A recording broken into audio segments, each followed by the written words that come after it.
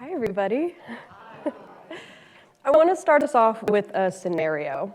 Say it's the middle of winter, and you find yourself a victim of seasonal depression once again, and you decide that you want to try to improve your mood by boosting your dopamine levels. So you have two ways on how you can do this.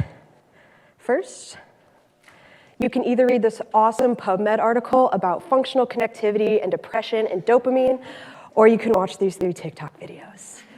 Which would you prefer?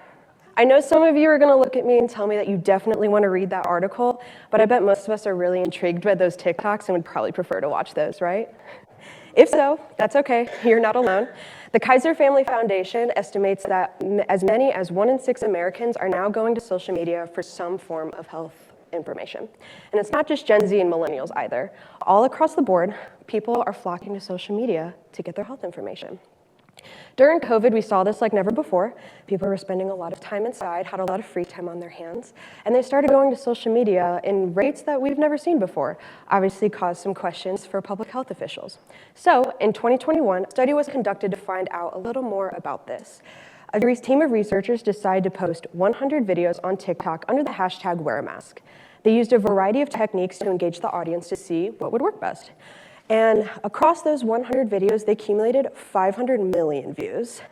And the ones that were most popular included things like dancing, skits, humor, and music. Not super surprising, right? They decided to put their analytics up against the World Health Organization, who was also on TikTok at this time, to see how they compared. Over the same time period, the World Health Organization posted 32 videos, not using any of the aforementioned trends, and garnered about 57 million views. Still really impressive. But when you boil down the numbers, the researchers had a 3-to-1 ratio on views when compared to the World Health Organization. So in the coming years, more research followed, trying to figure out more about this subject. They found things like people preferred more visually appealing content. Makes sense. They also found that a lot of the information, especially health information, that was being posted on video platforms like TikTok were coming from lay people and patients, basically people without medical degrees. And found that the health information presented in these videos were on average 50% or less accurate. Not great, but we also saw something really, really cool. People were actually expressing a want to connect with their healthcare providers, people who knew what they were talking about. So we actually saw a bunch of doctors actually go to TikTok and start filling that need, many of which still have millions of followers to this day. They started breaking down super complicated health information into digestible bits for their audience, and the response was overwhelmingly positive. But the big question is, why has public health not really followed this? There's 2 questions we're going to answer in this TED Talk today. First, why do people continue to go to social media for the health information, even in a mostly post-COVID world? And also, what can we as public health officials do to mitigate this and ride the wave? I think it's first important to define what exactly makes good health communication. The World Health Organization has 6 pillars of good health communication: accessible, actionable, credible, relevant, timely, and understandable. Okay, I want you to keep those things in mind as we go through our examples. Our first one comes from the Alexandria Fire Department on TikTok. That's something important to tell you. Pay attention. Leave a nice comment. Hey, I'm Firefighter Butler. I'm going to tell you about heat stroke, what to do, and how to prevent it. Some of the symptoms of heat stroke are hot and dry skin, rapid pulse, nausea, and the feeling of heat exhaustion. And some of the things that you can do to avoid heat strokes is just wear light clothing. Stay in cool areas.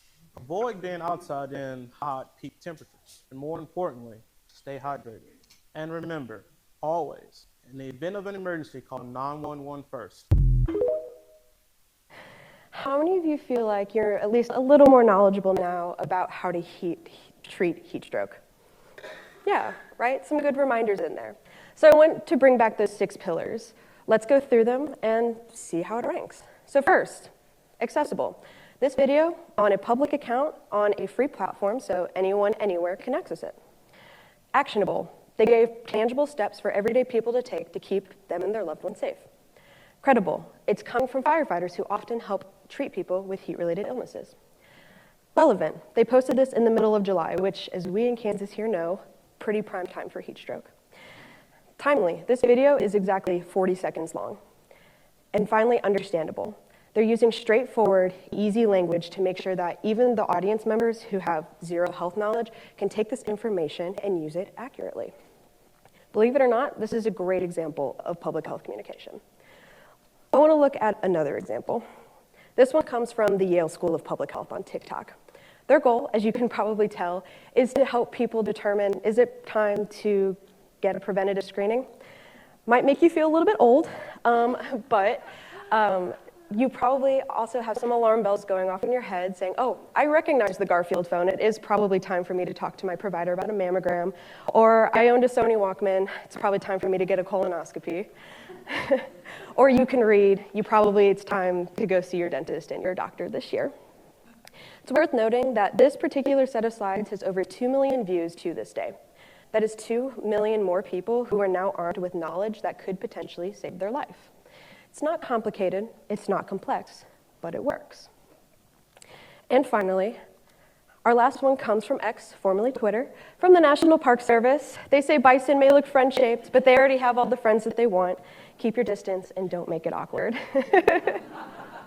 Initially a little silly, right? But can you pick out the main message of this tweet? Yeah. In only 2 sentences, they have effectively communicated to you that you should probably not pet the wildlife. In fact, if you see it, just stay away from the wildlife.